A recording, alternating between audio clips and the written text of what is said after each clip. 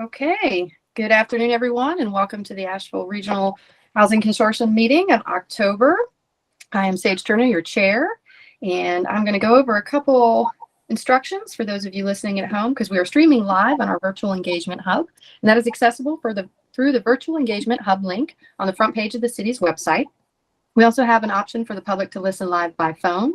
You can do that by dialing 855-925-2801 and entering the meeting code 8763. If you're out there listening in, welcome and thank you for joining us. I'm going to go through and introduce all of the board members. And if you could just come off mute and say a quick hello.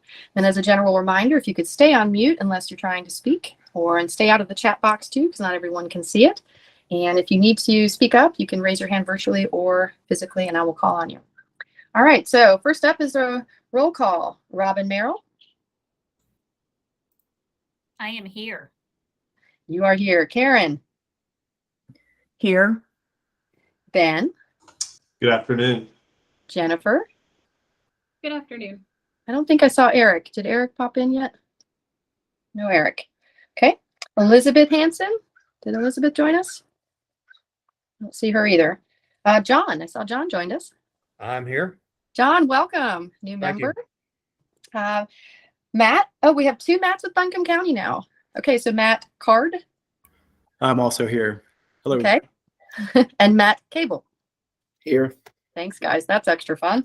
Aaron from Brevard. So Aaron, I have replaced Aaron as the member. My name's Emily Brewer. I'm the newest city planner. Started in January. So great. Okay. Well, welcome, Emily. We'll get you updated on our documents too. Great. Where did that put me? Oh, Forrest. Did I see Forrest? I don't think I saw Forrest. You said he might be late. I see Ricky. Yeah, I'm here. I don't really like what I see next to it because it says Town of Woodfin. Yeah, but I'm here. Dolan. Next Dolan door. from Asheville. All right. Kate, Transylvania. I'm here. All right. And Archie, I saw you too. Here. All right, great. Thanks everyone for joining us today. I'm going to go over the agenda for those listening at home one item at a time. So as we start an item, I'll call it out. So we're going to move on to item number 2, which is approval of the action minutes. Did everybody get a chance to review? And if there's no changes or recommendations, if I could get a motion and a kitten. Motion to approve. Right. How about a second? This is Kate. I'll second. Thank you, Kate. Unfortunately, we have to do a roll call vote when we're in virtual land. So I'm going to roll call as I see you on my screen. Kate? Aye. Archie? Aye. Jennifer? Aye. Ricky? Aye. Robin? Aye. John, I know you weren't there, but still have Aye. to vote. Thank Aye. you. Matt Cable? Aye. Emily? Aye. Ben? Yes. Karen? Yes. Same for you, Matt Card. Aye. Thank you. And did I get everybody? Yes. Oh, Elizabeth, I saw just joined. Elizabeth from Henderson is also joining us. Welcome, Elizabeth. Thank you. Okay, that completes item number 2. So we're going to move on to item number 3, which is about our boards and commissions in general and whether or not we have some options around virtual or in person. Staff, is there a particular staff member that wanted to kick this off? I'll be glad to do that. This is Jonathan Jones. I'm the Community Development Manager with the City of Asheville. So thanks for joining us this afternoon. So with the end of the state of emergency under the pandemic lifted in North Carolina, effective August 15th, the City of Asheville has adopted a policy for remote and in-person meetings to help plan better on which committees are planning to meet in person and which are going to continue to use a virtual option. So the attached staff memo that was included with this agenda outlines some of those details, but I'll be glad to hit some of the highlights. We basically have to have for the consortium as a committee that advises City Council on approving home funding recommendations, a 2/3 majority vote that this committee would have to decide whether to continue meeting for the next 12 months in a virtual format like the one we're in now, or to shift back to in-person meetings, at which point we would need to identify a location, work on the logistics of making that happen, and make that shift. The idea is that as we make that 12-month commitment, if there are special meetings that need to be called, those could be planned accordingly, if they needed to be in person or virtual. But again, the idea is just to make sure that we have some of the planning and infrastructure in place to facilitate this. So the target to respond to our boards and commissions was November 1st. So this week's meeting is very timely in that sense. I believe from my count, we have 10 of 12 membership regions. And so we could take a majority vote if everyone voted in favor of one option or the other. And I believe that about covers it. Thank you, Jonathan. And we can have a little discussion, I guess, a little round robin. I'm personally, just because of the locations of everyone on this commission or this consortium, I'm thinking that virtual is probably best. I don't know about y'all, but since we've gone to virtual meetings in our lifestyle, like even that little 15 minutes to get from one meeting to the next seems to have disappeared. So now put us in different cities and stuff. It just sounds like a lot of planning.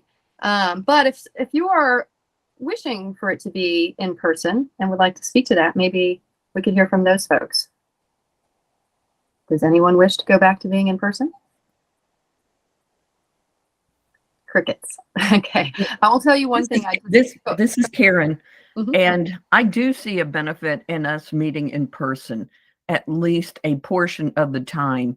And since we meet so seldom, I just see the opportunity of sharing information, face-to-face conversations. I just think it is at least a portion of the year, particularly when we are doing the review of applications. I see that as a very important time to have those in-person meetings when we are really having to make the hard decisions. So I'll leave it there. That's really great. And I'll share that I did suggest, and I asked our legal team if this was even legally possible. We do need to decide, for the sake of everyone involved in planning, if we want to do it, remote or in person for the whole year. But I kind of thought, for once, we haven't even all ever gotten together. I have not met in person, some of you, which is strange after 2 years. But so I suggested, what if we did try and get together like once a year, meet each other? Maybe it was around the awards and it was a happy event or celebratory, but maybe it makes more sense to go through applications. I'm not sure. What I did learn from that request is that if we wanted to do that, we would have to have a special meeting and notice it that way. But then we could plan it that way and perhaps meet in person. But then agree to otherwise be virtual. Any thoughts on that? Does anyone care to try and meet once a year in person, or want to just go virtual and be faces on boxes? I mean, I think it will be great. I know it's not an option currently when we can have hybrid meeting scenarios. I think that, after this next year, hopefully that's a more viable option. So that, what I really enjoyed about the virtual is I do feel like we've had consistent participation, particularly from jurisdictions that are farther away. And I think if you remove that option, then it's limiting. And I think what's been great about this setup is that we've gotten to hear from everyone, and everyone has been participating. It's removed some of that travel barrier. So I hate to see that go away. I do think Karen brings up a great point, because there is, and I don't like to use that word, but like networking opportunities, time to actually talk about what projects are going on. When the meeting's over, we don't have any of that opportunity here. That's not a space for that. So if we can, facilitate that another way, or perhaps do, as you've mentioned, Sage, once a year special called in person, so that we have a standard set virtual meeting, but when we need to talk about really important things, meet in person. But what I would be concerned about in that case too would be, well, would everyone be able to attend them in person? And are we going to see participation drop? So It's a great point, Matt. It's interesting that it has equaled greater participation. So it's good. I didn't have that experience. I joined in 2020 when the COVID was happening. So this is the only experience I've had. Anyone else want to chime in? Well, as someone who's in a further away municipality in Brevard, I think that I certainly could make it work to be in person once a year and at a special called meeting to do some of the important work that we're talking about. But I do think that the virtual option as the standard probably makes the most sense for me in particular, just being, 45 minutes to an hour away. Okay. Any others want to share their thoughts? I like the option of having the one meeting a year in person. And we can, try to schedule it far enough in advance, maybe even have a meal or, do something to make it significant to all of us. I also, though, I don't have to travel. So I really want to defer to the people who do. I would echo what Robin and Emily said, and especially if staff has been really great to get the agenda out for the whole year. And if it's something that we know of in advance, I would definitely be happy to make the trip to Asheville. So historically, the meetings when they were in person were always in Asheville. Correct. Interesting. Okay. And then just one other piece of it, I think it would be helping to make that decision when we are reviewing the applications, usually in the spring. The applicants come in and make a presentation, and I think that would be a very good opportunity for us to have, and a significant event that would be good for us to meet in person. Okay. So the way this works for scheduling and stuff and voting is that we'll really need to vote on being 100% remote. And we're not going to have like a little sideline that says, but we're going to do one in person. That'll just be on us as we progress throughout the year to say, hey, we've got this coming up and we'd like to do a special meeting. Okay. So would anyone like to make a motion to remain virtual for the next 12 months? I assume we have to vote on this. I motion that we meet remotely for the next year. Okay, great. Thank you, Archie. Can I get it? This is Ben. I'll second. Okay. Any other thoughts or comments to discuss before we go to a roll call vote? Okay, I'm going to go in order on my screen. Kate? Aye. Archie? Aye. Jennifer? Aye. Ricky from Woodfin? Aye. Robin? Aye. John? Aye. Matt Cable? Aye. Emily? Aye. Ben? Ben? Did you see me? Oh, yes. I'm sorry. You looked frozen. Okay, Karen? Aye. And Matt Card? Aye. Okay, at least you don't have a beard. All right, and Elizabeth joined us. Aye. Okay, great. Thank you, everyone. We will be remote for the next year. I should have mentioned too, when I joined this, it was we met 4 times a year, but then home ARP happened and we started taking on more responsibilities. So we've actually met a lot more than 4 times a year. So this will help. All right, thank you, everyone. Moving on to the next item, we have closed item number 2, and we're moving on to item number 3 for those of you listening at home. And that is, item number 4, which is city staffing and a home ARP update. So just as I mentioned, we received, I think it was $4.7 million in home ARP, and we haven't yet started the process. We've got a little bit of update from staff on that. We do.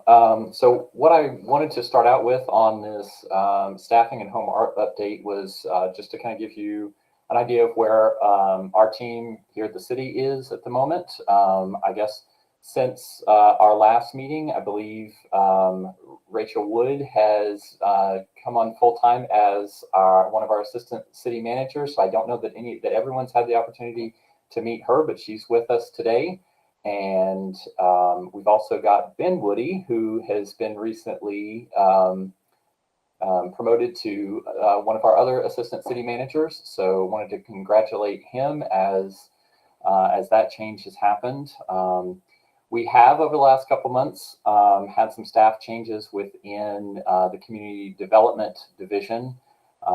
With Brian Husky, Mary Brooke Cox, and Nancy Williams have taken other career opportunities. And in the meantime, over the summer, the community development department has been, working to reorganize how we do things, and some of the affordable housing responsibilities, the homelessness strategy area, some of that work that had previously been, housed in our department has been realigned. And so we now have a separate housing strategy division and an affordable housing team.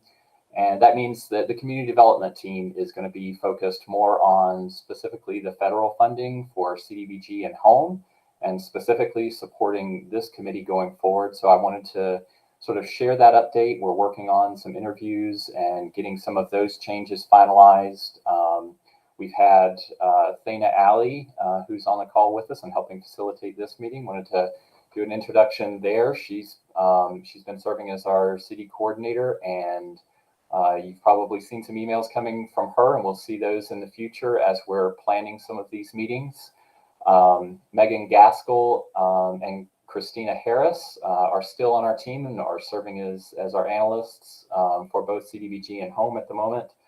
And then we also have Laura Neer, who has been serving with our CDBG CV, so a specific allocation of CDBG funds to address COVID needs in the community.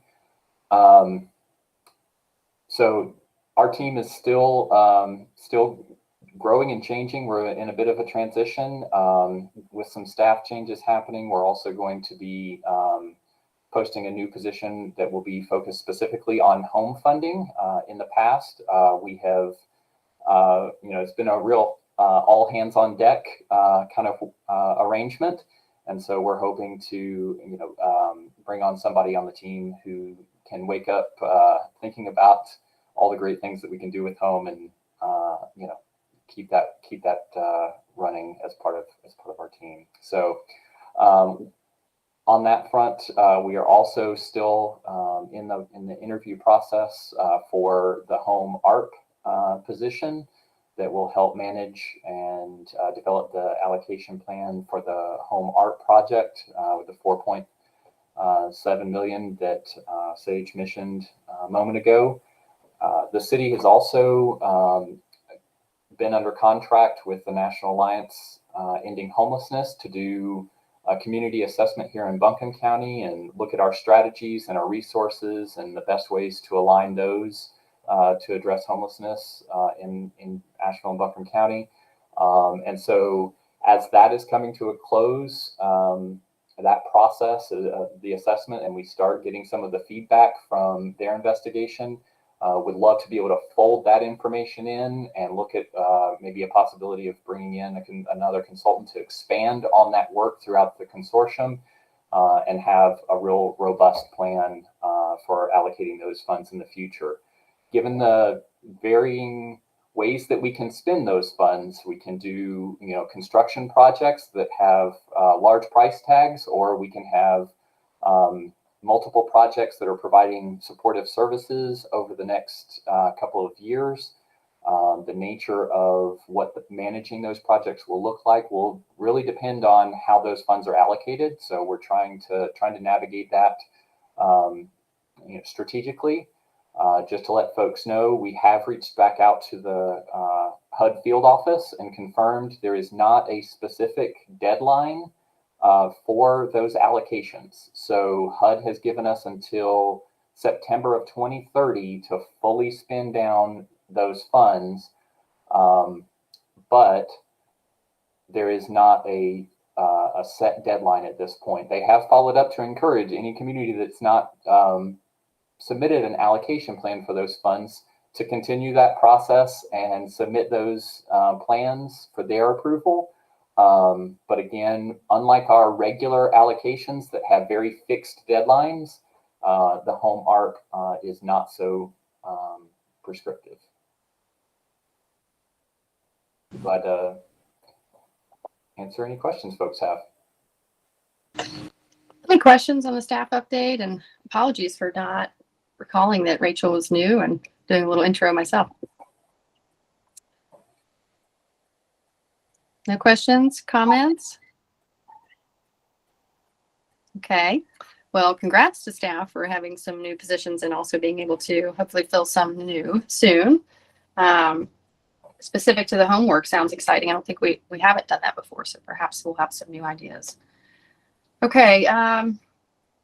You don't actually need any kind of action on this. This is just more of a, so everyone's aware, we're not in a rush. And I will share too, as far as our community is going, Buncombe County and Asheville City and Dogwood Health Trust have partnered on a huge undertaking for a study on homelessness and services in the area and region and what, the gaps and all of the things. And that study is coming back in November, December, probably released around January. So while at first we were in a rush thinking, let's get this money on the street, let's get the money on the street, it's actually kind of behooved us to have stalled a little bit. Because now we're going to know a lot more about the situation and maybe have some directions, at least in our community, that we could take. So that will help us on our end and perhaps in the surrounding communities. I believe it's really a regional issue. So I think the timing on that is actually great. Any other thoughts on that before we move on to the next item, y'all? Nikki, go ahead. Hi there, Nikki Reed. I'm the Community Economic Development Director for the City of Asheville. I also wanted to share that I think since the consortium last met, the transaction did occur for what's known as the Ramada property to a private nonprofit partnership that is going to add more permanent supportive housing here in Buncombe County. So I think that was the other point that also was influencing a little bit of our timeline here, is really to understand the landscape, given that this would be over 100 units of additional permanent supportive housing to our community. Waiting on that closing to really transpire has helped us also to understand that those beds added to the inventory really makes an impact on then the future planning of those funds. So we're happy to announce that that did occur. We're hoping that they're going to have be breaking ground here before the end of the year and really have those beds online, hopefully by this time next year. And so again, just wanted to point that out as just another point that we were considering as we were doing our planning on this project. Thank you, Nikki. If I recall, there were 114 rooms. I believe 50 were going to be project-based vouchers for veterans, and others would be community permanent supportive wraparound services type. So that's great. And our Days Inn is also under construction as well. So Asheville is going to be opening 2 permanent supportive structures this year. Okay, thanks for the update on that. And that closes out item number 4. And we're moving on to item number 5 for those of you listening at home. And that is the fiscal year 2022-2023 reallocation recommendation. And we have a new thing. We have a new problem. And that is that we got so many awards, which is a great problem to have, right? But I think, Jonathan, are you going to run through this with us? I will be glad to. All right. Go for it. So as many of you saw back in the first part of October, the low income housing tax credit awards were announced. And as Sage mentioned, we had a number of local projects that did receive the tax credit funding. Some of those were previous home applicants. So we had awarded funds earlier in this year for the 22-23 program year, the one we're in right now. And we did have a couple of programs, specifically Apple Ridge and the White Pine Villas, that did not receive tax credits.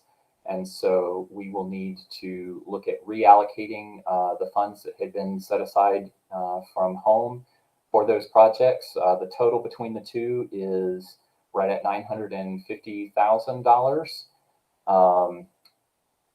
One key thing to take into consideration is that of that funding, $429,000 was part of a CHODO reserve that anytime HUD gives us an annual allocation of home funds, we are required to invest 15% of that in an eligible CHODO project.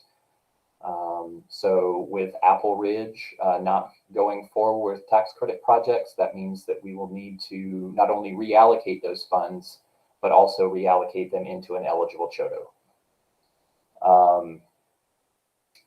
We had previously talked about a process by which we would consider any other applications that had come in or fully funding applicants that received tax credits who were not fully funded. And this year, as Sage pointed out, we're kind of in a new situation where the tax credit applicants had already received the funding, their full request this year. So we have $950,000 that we would need to reallocate. And given that the tax credit awards were delayed by a couple of months process-wise, we are actually coming up within the next 45 days or so into the next application cycle when the city would release the home funding application for the coming year. So with that, the staff's recommendation would be to essentially roll the return funds from this year's program into the next application cycle, allow any of the applicants who had previously applied or would need to ask for additional funds. I know there's been a lot of conversation about increasing prices of these projects. So we may have projects who have seen those construction costs and estimates go up that would be able to come back as part of the next application cycle and request additional funds. So the staff recommendation would be that we push that into the next funding cycle. Thank you, Jonathan. So that was a lot to absorb. Who wants to jump out there with thoughts? So, you know, on the table, we've normally had, like, if we had an award, we were really thrilled and we'd reallocate and just dump everything in their pile. But our awardees are fully funded. We've got this leftover or this eligible funding. What's everybody thinking? Do you want to move it into a future cycle? Do you want to deal with it now? Would anyone like to speak to that? We can simply take the staff recommendation, if you will. Jonathan, this is Karen. What is the deadline for having these funds expended? Because at this point, we're now 9 months to what, a year into the funding life of these funds? Yes. So according to the HUD regulations and the policies, the Home Consortium's own policies, the target is to have these funds committed to a project within 24 months of the award. What I will say is that HUD typically, or has in all of the years that I have been working with the funding, have extended a waiver to communities allowing that commitment beyond the 24-month period. We have stuck with that 24-month time frame as a good rule of thumb so that we don't have projects that are just sitting on funding, or that we are sitting on funding as a community, as a group of communities. But at this point, we have received, the HUD has issued that waiver for the 24-month commitment. So we would not be running into a deadline there or with the CHOTO funds. Thank you. Great question, Karen. Ben, you have your hand up? Yeah, I was just going to ask Jonathan, just hopefully I didn't miss this, but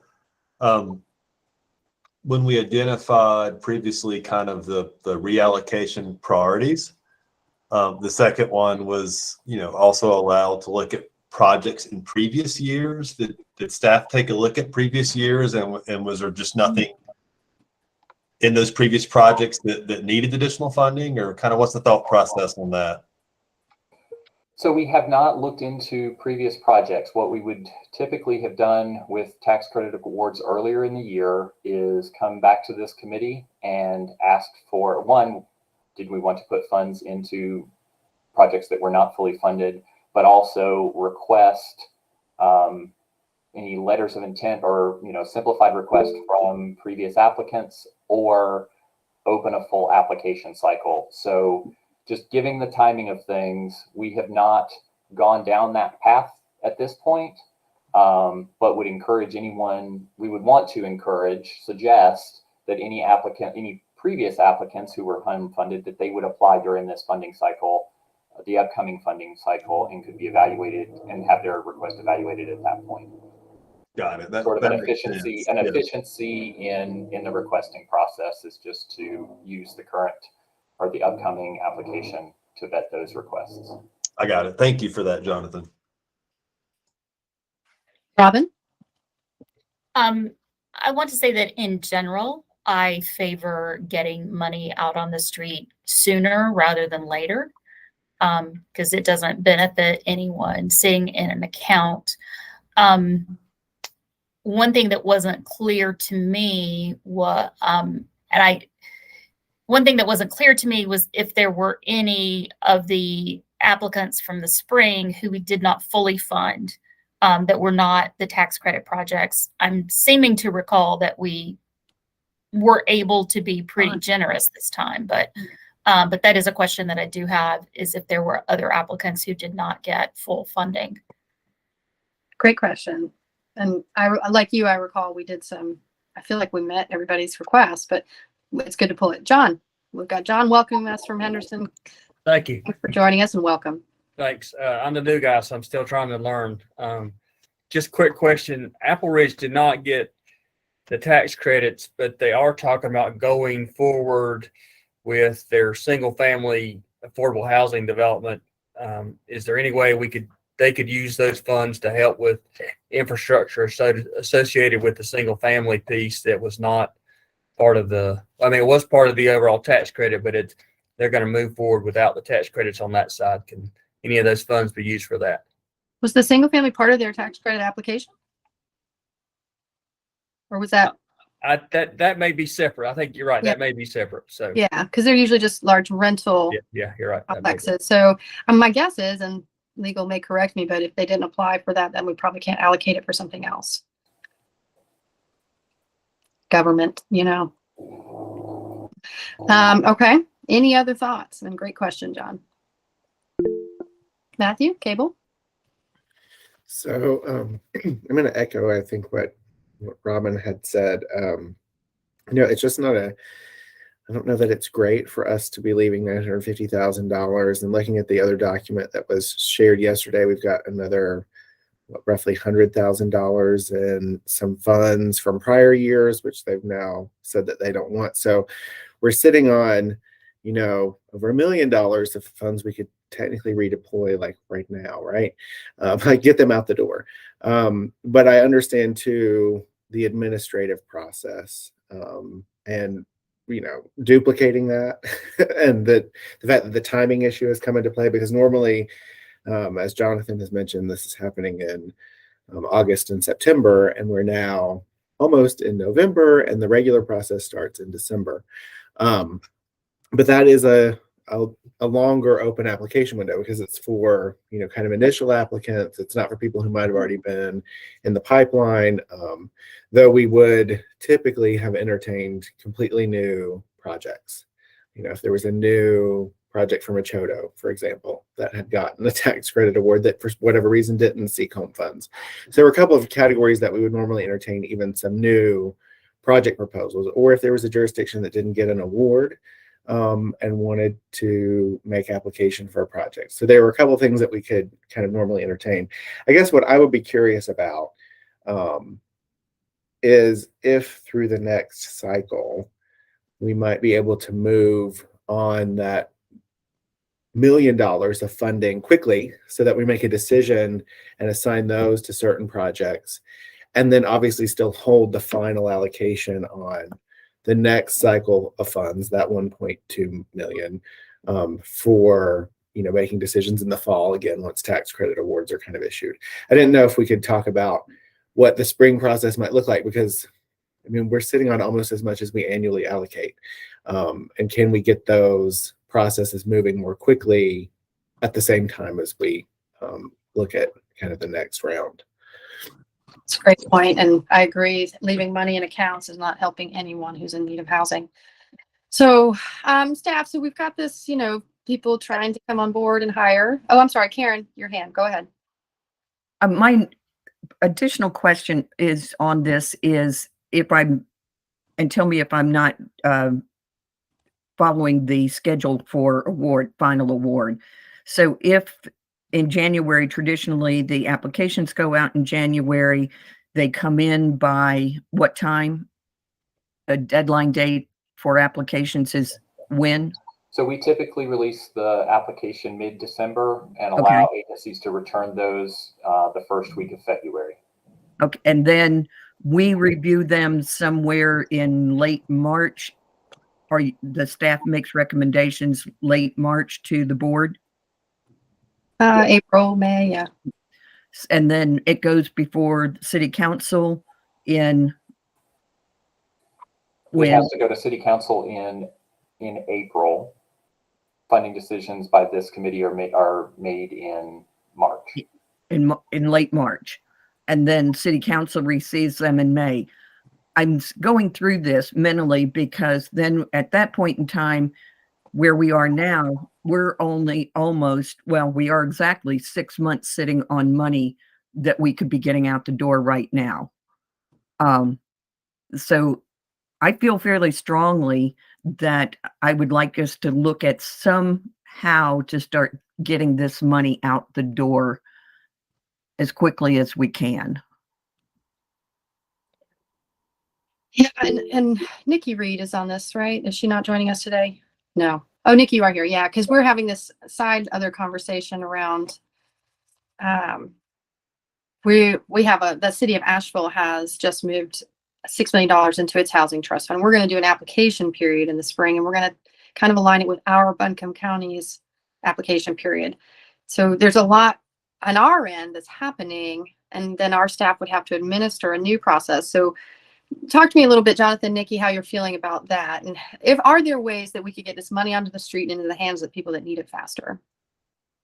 I think it's a great point that we share, of course, but I think what we have to be aware of is what is the process? What is the process for reallocating these funds? Does it actually have to follow the same timeline? Because, Jonathan, the last part of the process as previously described, again, publishing the application, receiving the request, this committee votes on it, city council then has to approve it, but then doesn't it also have to be approved through the annual plan submitted to HUD? Are we missing that piece? Because again, does that have to reoccur also with this allocation? Yes, that would have to happen with this allocate. If we were to hold this 950,000, open up a new application process for those funds, we would pretty much have to go through the same steps. We would still have to vet those, make awards, and then submit an action plan amendment for HUD approval. Combining the two allows us to do both of those at the same time. We would make an amendment to the current action plan at the same time that we submit the next action plan. The submission of an amendment usually gets approved quicker simply because it's a funding update. It's a matter of changing numbers and projects rather than resubmitting the whole plan. It should be a small change from HUD's perspective. I mean, not a minor amendment that we can make from an administrative standpoint, but it's not the same level of review required if they're accepting a brand new application or a brand new action plan. Right. So effectively, if we handled this 950 separately, then we'd be running concurrent processes. So it doesn't really make a lot of sense when they're a month apart, right? So I think what we're hearing here is this consortium is recognizing that there's a lot of need in the community and this money needs to get out on the street. And staff are saying, well, we are about to start a whole nother process next month. So maybe what we need to do is just really make sure we move expeditiously through this process and get all of this money out on the street and not, go ahead, Robin. You're on mute. Oh, mute. Oh, mute. I was saying, keep talking. What I have to say is related, but slightly different. Yeah, I mean, what I'm hearing is we're probably not going to be able to do two concurrent processes like this, especially when they're just a month apart. But I'm also hearing that the concern from the consortium that this feels slow, that we're not helping as people as fast as we can, and we're not really feeling good about that. So I'm kind of trying to think, the process is outlined so definitively in a calendar next year. It's not like we can say, I mean, I guess we could try and make apps due sooner and try and get them meet sooner and try and get them to council sooner, but it's still only going to save us like a month. You know, it doesn't feel, I know it doesn't feel great, but we don't have a lot of options here. Go ahead, Robin. What were you going to say? Two things. The first is that if we were to consider applications that have already been filed, we would not have to open an application process because we've made that a part of our process in saying what we would consider. We could simply ask for a written update from the applicant saying if they, still need the funds, what the status of the project is. And I think that process could potentially happen quicker. That being said, the other thing I wanted to bring up is CHODOs. And I think we only have, if I'm not mistaken, we only have 2 in the entire consortium. And one is currently ineligible to apply. So I think we need to be really careful and make sure that we are getting some CHODO applications in the next cycle, and that we are all doing our part to work with that CHODO partner because we need them as much as they need us. Right. Great point. To your first point, I'm wondering, you also, I think it was you that mentioned, are there previous year's applicants that might be sitting with a need? So I guess there could be some brief, just kind of a look back at the previous applications and even the year before. I mean, to your point, to see if anybody needs it, but I don't know the semantics of that. I don't know how that happens. Can we pull people from previous years that have a need and we just update the action plan, or does it have to be within the same year? How does that work, staff? Do you know?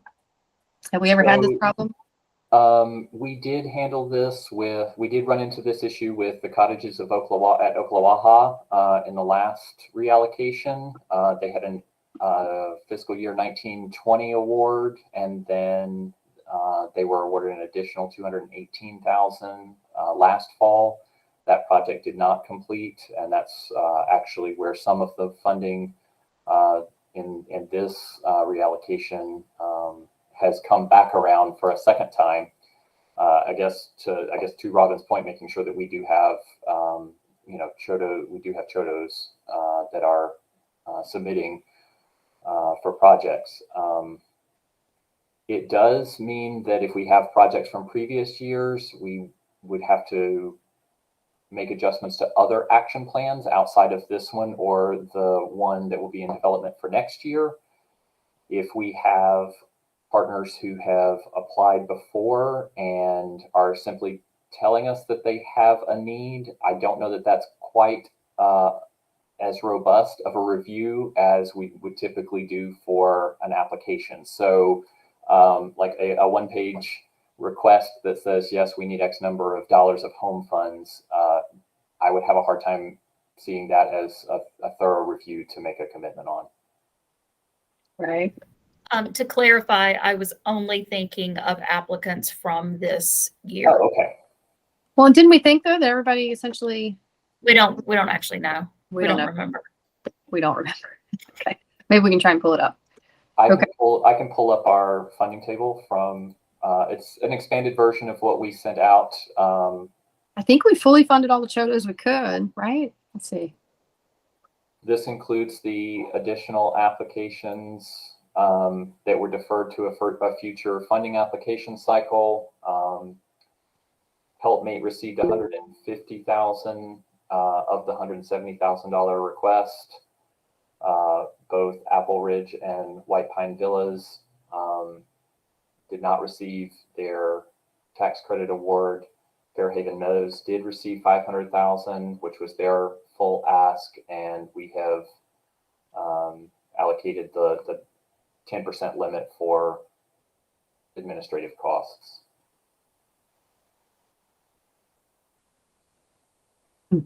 Okay. And then we had 2 withdrawn, a couple ineligible,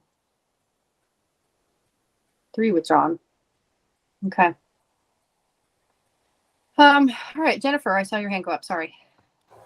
I was just wondering, it says request for Helpmate was 170,000. Mm-hmm. And we gave them 150,263. Can we not fully fund that? I think we can, if we wish to. I'm sure they'd be appreciative.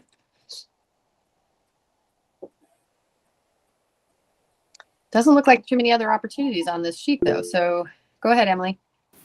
That's what I was going to say is I think that might be the best short-term solution for using the funds that we can at this time, and then funneling the rest of it back into next year's funding allocation might make the most sense.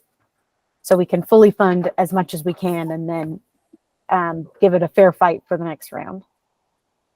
Jonathan, do you think, sorry, Matthew, just a second. So this part of this is really because HUD was delayed. And I'm wondering what the likelihood of that happening again is. Does that, The tax credits were delayed. I don't know. I'm not HUD, sorry, yeah. And that's not a usual thing though, right? That doesn't frequently occur. Not that I'm aware of. That they have been, in my time here at the city, they have been pretty consistent in August, and that was what they announced when the timeline they announced. Okay, Matt Cable, and then we'll go Kate. And not to get into too much of this, but I know this is kind of an item that we want to know a little bit more about. But to echo Robin's point, one of our applications, which was not recommended for funding, is a Chodo agency that's having a monitoring issue. And if, I believe the status is that monitoring resolution is still in progress. But It is. if that wasn't the case, that's something we could definitely fund. And we'd like to know if there's any indication that might be resolved before the next round. Well, and correct me if I'm wrong, city staff, but I thought that after that happened, D-Review came back instead of MHO as the partner and requested funding, and then the city of Asheville awarded it the 1.2 million. So Correct. So we funded. but they did get their 1.2. They just got it out of bond funds from the city of Asheville.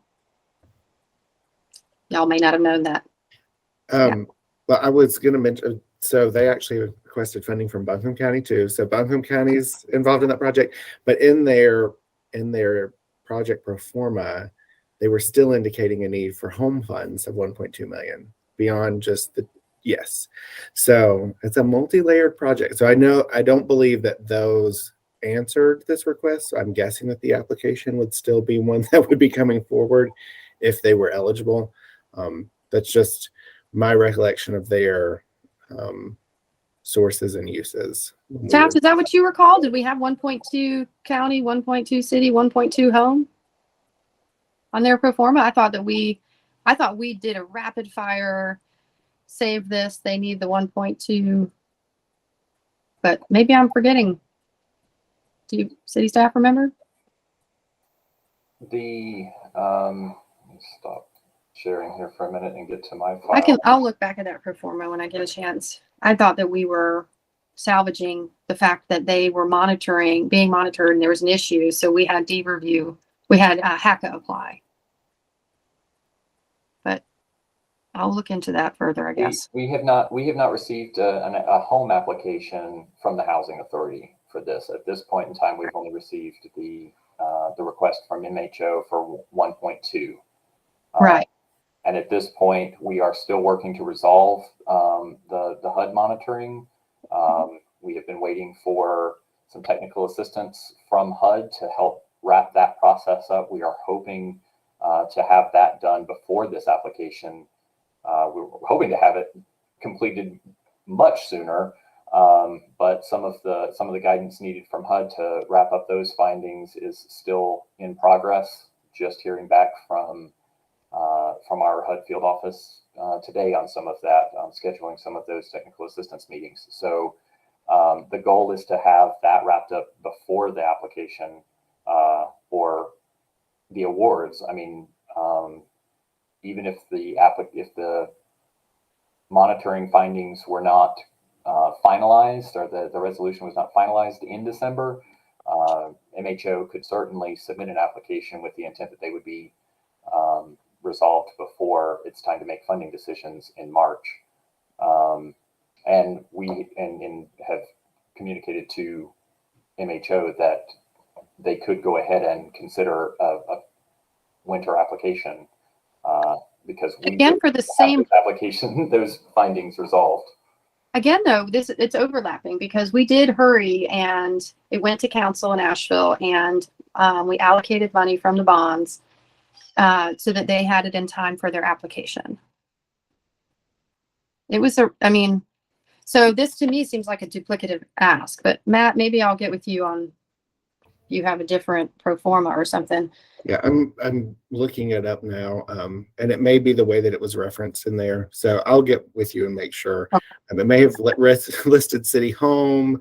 That we mean, like, Yeah, we had to wrangle sources it. and uses. Yeah, so many sources and uses. I'll just verify. I'm But, pretty you know, sure because that that was how would be. we saved it. So now, going back on the 1.2 here would just be twice as much as the request. And that would be the only project that. Yeah. That And they may I think have that seen they could greater use quite a bit of that, increases. so, Yeah. yes. It sounds like our staff reached out to David Nash at HACA just to make sure we're all on the same page and that they're not in some like immediate need. So if they've seen some kind of cost increase, which everybody has, and they have a follow-up application, they did signal that it would be fine to wait to the next application, which would allow us to also confirm if the 1.2 is already paid or covered. So I don't think we have a rush on their end by any means, and they were informed by our staff about this possible combining things into a new application period. So that covers that. I'm like literally the only one on there other than the helpmate for 20,000. Do y'all want to try and fully fund helpmate because we can and we get some money on the street? I'm curious, Jonathan, what does that process look like? So that would be, because I'm just wanting to get an assessment of would that duplicate the process again? Because I'm just wanting to be cognizant of our capacity right now. I'm wanting to be skillful about that. Oh, I thought we could just reallocate. I would have to look into the addition of the $20,000 to bring them to full funding. That may actually be below the threshold for a substantial amendment and would just be just a minor infusion of additional funding. So that might not be, I would want to double check with the field office to make sure that we aren't surprising them with some change. But it wouldn't prevent the consortium from making that recommendation. And if we needed to roll that change into the next funding cycle or as part of the upcoming funding meeting, then we could do that if it meant duplicating a lot of administrative effort there. Okay. And we on council only have one meeting in November. So if it were to move, it'd move quickly. But I could keep an eye on that and help that along. If that's the consortium's desire. Kate, you had your hand up. I'm sorry. Go ahead.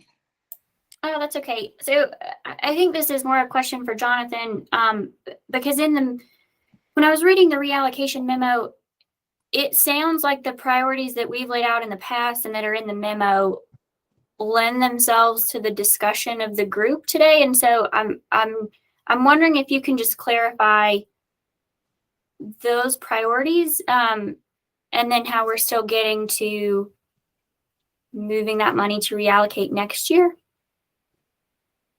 Instead of, so like priority 2 is projects partially funded in this year or prior years. And then to John's point earlier, it does also mention new projects from member jurisdictions that didn't have an application funded. So we could we could fund eligible projects not funded in March 22, projects that were partially funded, which we don't have any of those except for helpmate. And then the new projects from jurisdictions that did not include those would essentially be wrapped into the next application cycle. Those priorities could continue. The question is, do we do that now and create a concurrent process, or do we allow that to unfold as part of the December application? I mean, I'm hearing that begrudgingly we're supporting combining the funds to one application. I don't think we love the concept, but I don't think that we're really seeing another option. Can everybody nod if that's where they're at? Everybody kind of agree with that? Okay. It's not our ideal, but it's kind of where we're at. Robin, go ahead. She might have an idea. No, I don't want to put words in Kate's mouth, but what I think Kate was trying to say and what my thoughts are about it also is that I think as a consortium, we would have liked to have come to this meeting with those options laid out for us and the information included for us instead of having to come to this meeting now to ask for it. I personally don't love it when you all come with recommendations for us, like the recommendation today of moving it on to the next cycle. I would rather have all of the options laid out and discuss them and the consortium board make a decision. And that's just my personal feeling about it. But I think that that would allow us to have a lot more participation and to be able to speak for our jurisdictions. I think that's fair. And we should always look at all of our options. I think that's a fair statement. I can appreciate that feedback. Matt Cable.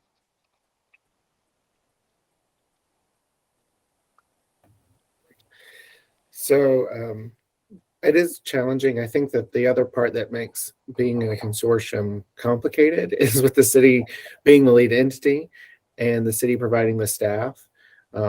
We have to look at city staff capacity. But part of what makes that even more complicated is the fact that part of the annual allocation goes to support the administrative functions, which the city as the lead entity is responsible for. So I do think, it's definitely a challenging place as a staff person at another local government to be in terms of balancing, the administrative burden and the administrative funds, and also being responsive, in this case with city staff, to the consortium, but also to the city as, as your employer.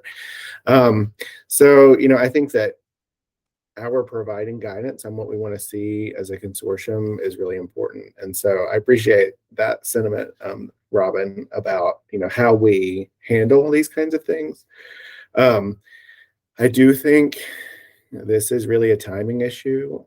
And we could run two processes. I mean, I don't think Jonathan or Nikki would say, well, we can't open an application tomorrow and have something running and it's going to finish at this time and then the next one's going to finish at this time. But for applicants, is that confusing? Do they apply in one? Do they apply in both? Do you have a dually open? Good and point. what are we getting out of that, right? I want to put funding out there, and I do, and so I think that that is ultimately the goal of the consortium, is not to have funds unused. And I think that we've consistently said, we have awards of funds from years prior that aren't moving. And why are they moving? So we are looking as a consortium about how to make sure funds we allocate actually move. We want them all allocated. We want other people who get them to spend them. So I don't know how much we would advance the process at this point, and how they would handle that. And for clarification, it might be helpful to understand if we were to open it earlier, could we close things sooner? Is that administratively feasible? How does that impact and interact with the next round of tax credits? Right, because those are also due in that same time frame. They kind of, the first initial application or pre-application goes in January, so there's some time crunches for potential applicants. I think there's a lot kind of at play, and it's all timing related. The thing I would add, and I'm certainly willing to make a motion on expanding the funding to the one underfunded, not fully funded application from HelpMate.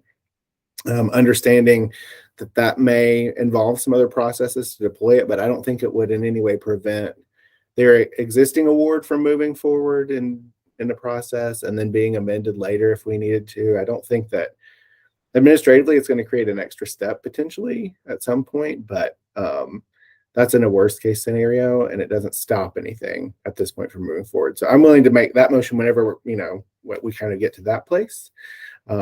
So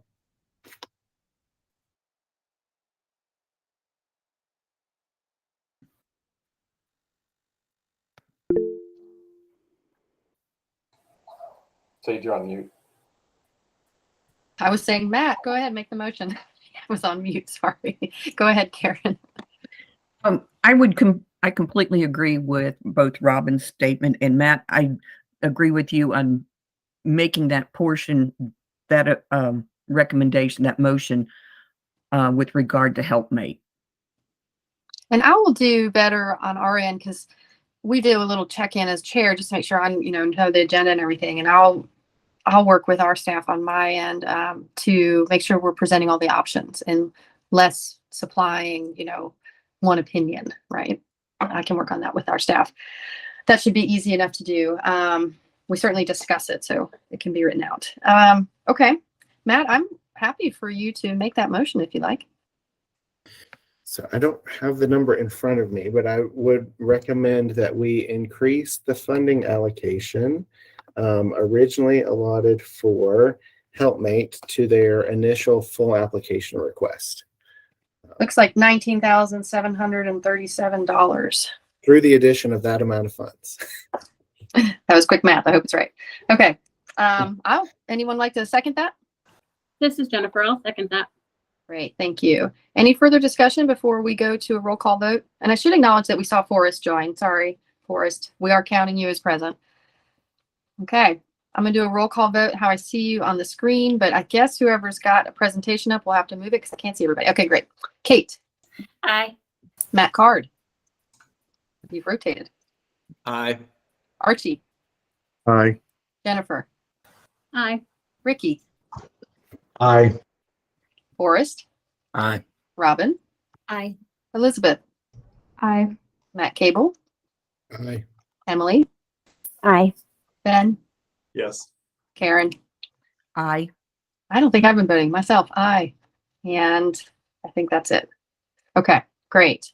Okay, well, hopefully we'll be glad to hear that and we'll deal with the administrative processes there after. So staff, you don't need us to actually vote on combining these funds into one, do you? You just kind of needed our nod, or do we need to vote because we should have reallocated? I'm not sure I understood. Do we need a motion on this other combining of funds for the one application period? No, I don't think so. No, we should just be able to. You don't need that it. in there. Okay. Okay. And I don't want to just assume that that's where we're at, but it does sound like that's where we're at. Anyone else want to speak up about that subject? Okay. And maybe what we can do is do a really good narrative on how this has happened. So I can explain it to our council and to any of these other applicants and so on, just how we've gotten to this point where we're going to be sitting on $1 million, wishing we could spend it. Go ahead, Karen. So I'm just thinking through, and having worked with HUD for 30 plus years, we're looking at combining two separate year allocations of funds and combining them together, correct? The return, yes. Yeah. Portions of it, yeah. I just for the sake of being legal, I just would feel more comfortable that we did pass that as took a vote so that HUD could see it wasn't a staff decision, that it was a consortium decision. I'm happy to do that for process reasons. I'm It doesn't hurt. It's just my opinion. Well, I think some of those things, like we do action minutes because we're recorded, and that would make the action minutes, right? So you'd be able to reference this meeting and see that that's what happened. So I like that kind of detail as well. Karen, you want to make a motion? I would like to make a motion that we we would include in next year's funding round both the current year's balance and with next year's allocation. And let's add that number 950,000. 950,000. No, it won't be 950,000 because we took out 930. 20,000. That'd be $930,000 into this coming year's allocation. And then it wasn't quite 20,000. Staff, do the math. Yeah. Okay. Thank you. Okay. Anyone like to second that motion? Did I hear a second? I'll second. Thank you, Matt Cable. Okay. Any further discussion? Okay, we're going to do another round robin. Oh, Kate, you have your hand up. Did you have a comment? I just had a quick question. When staff gets to the point where you are advertising that call for applications in this, well, I guess in January. a couple of months, can you share with the consortium your method to seek those applications? Because we've, at least to me, it feels like we're very involved in obviously reviewing the applications, but if we need to take a more proactive approach in our own communities to help get that message out. I love that idea, Kate. Absolutely. Absolutely. And I didn't realize that we only had 2 TOs in our community. So we might have some other work to do. Okay. All right. I'm going to do the roll call vote as I see you on my screen. Kate. Aye. Matt Card. Aye. Archie. Aye. Jennifer.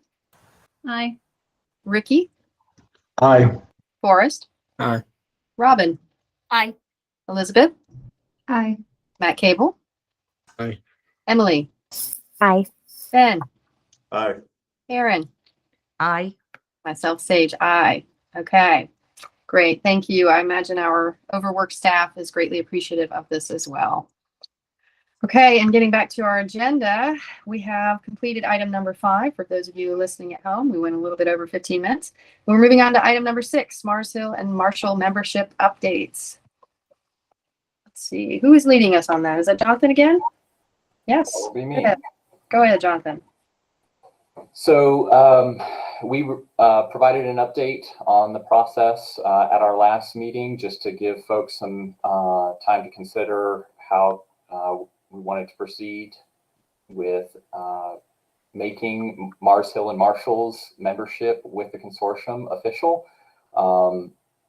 They signed the joint home consortium agreement back in 2011 and 2012 respectively.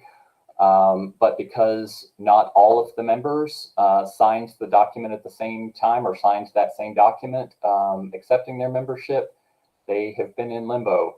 And so For 10 years? For 10 years?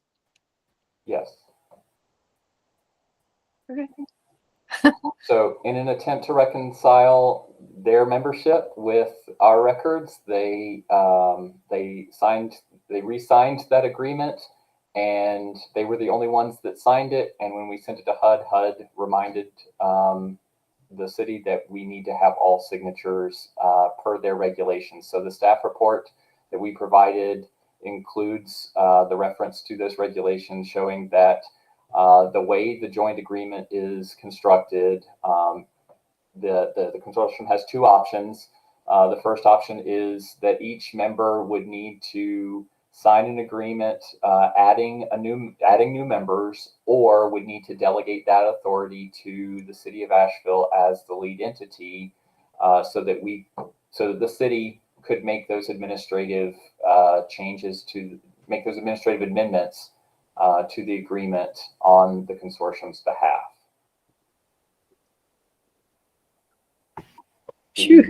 The draft amendment that was included in the materials outlines those provisions, but in order to authorize the city to add Mars Hill and Marshall and make all of the membership documents line up correctly, each community would need to approve that amendment. Okay. Gosh, these are some old documents. My goodness. Still have the same county attorney. Okay, so it sounds like then staff need a motion on this particular item, and we've been moving towards this. Everyone is favorable of adding these jurisdictions, right? Okay. I have a suggested motion written out in front of me, actually, if you want me to just make it to keep it easier. I see a couple hands. Oh, sorry, Forrest, go ahead. I just want to clarify. I'm assuming the motion would delegate the authority to the city, which is for this particular action. That's fine. Does that apply to all ongoing membership changes is my question. Or is it just this We time? can word it to be just this time. Okay. I would ask just this time. Yeah. Sure.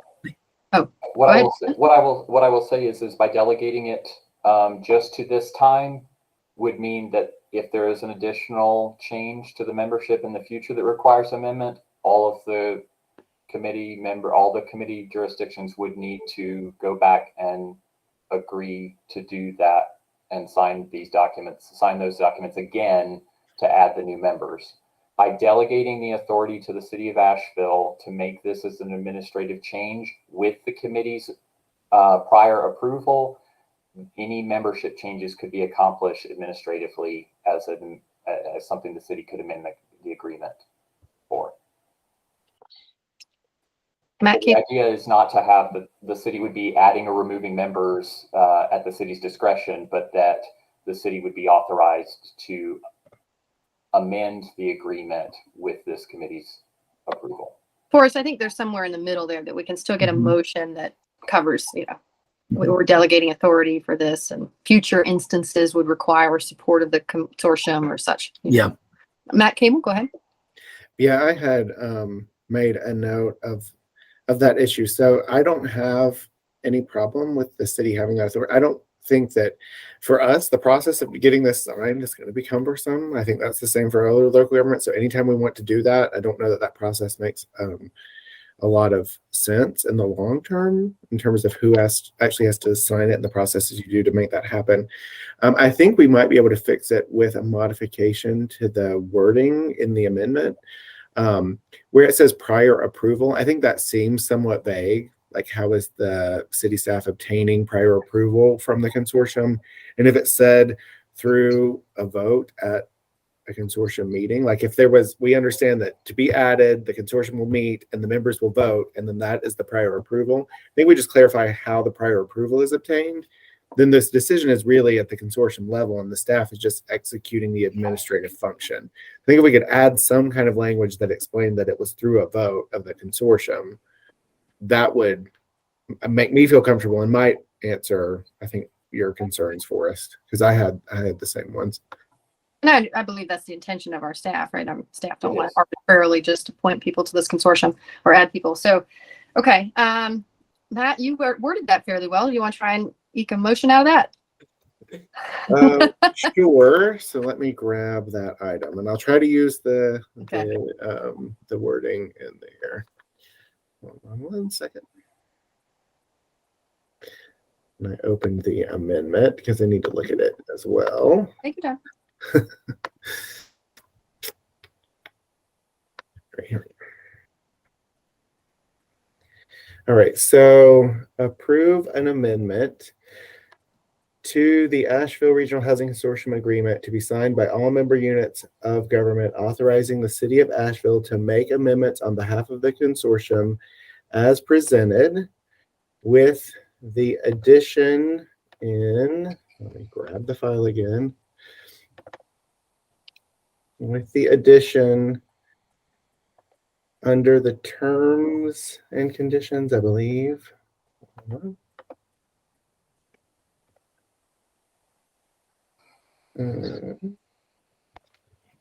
With the addition that the approval would be through vote at a regular consortium meeting. Prior approval would be through a vote. I will second that. Thank you. All right. Any additional comments or discussion on this item?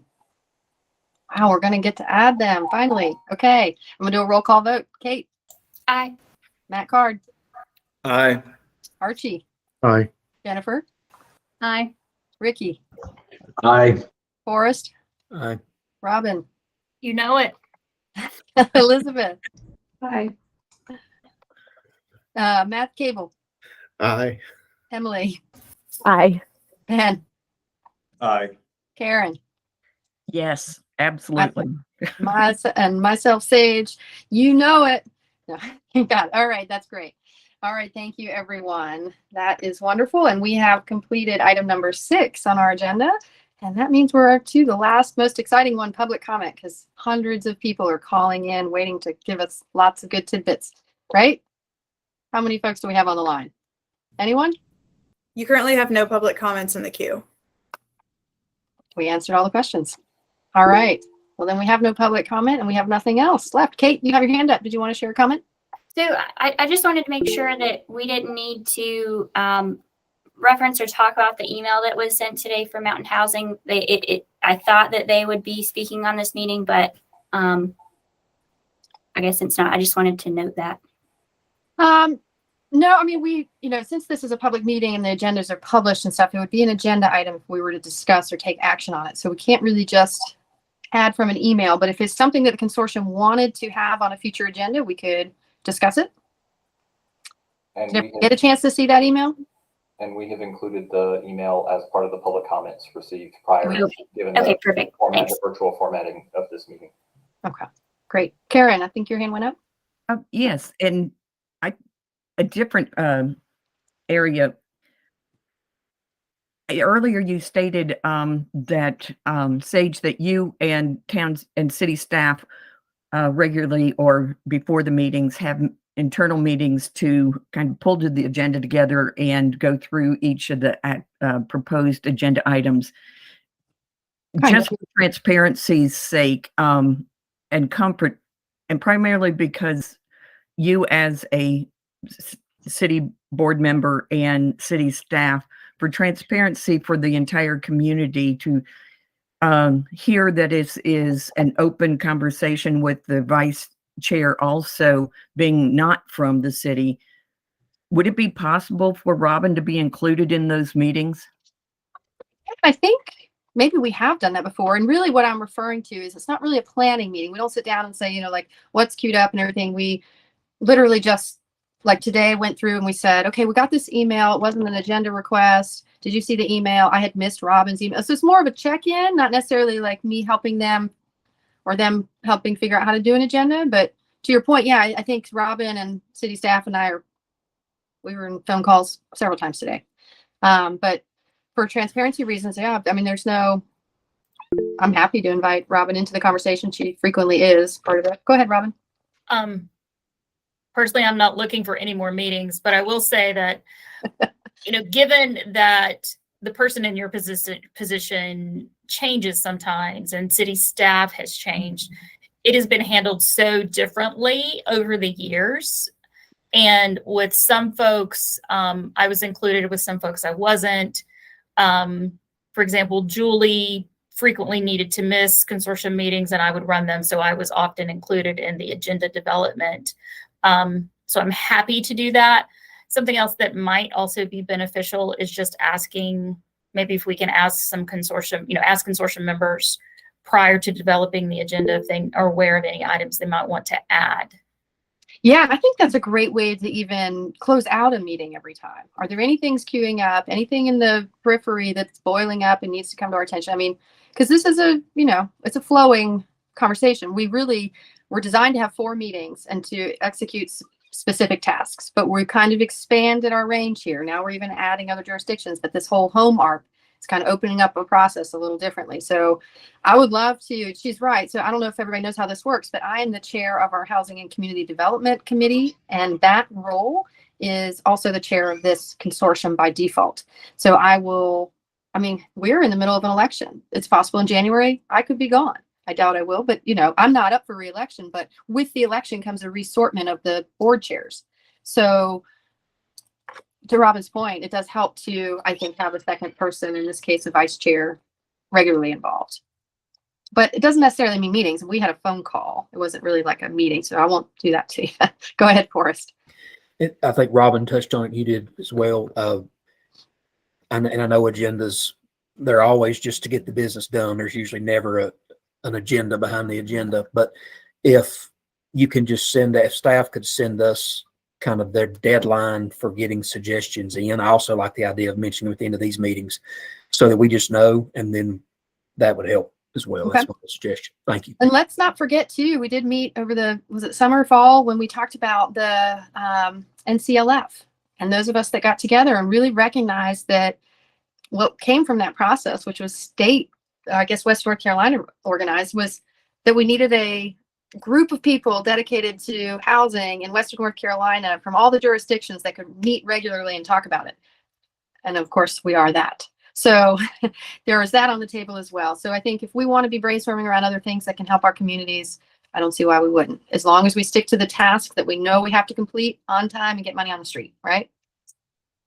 Okay, so, and you can always, as chair, you can send me ideas. You can call me and say, hey, this is coming up in my community. Can we get it on the agenda? That also is still a possibility for all of you, so you know, including the new folks. My contact information should be available on there. Anything else before we finish up for the day?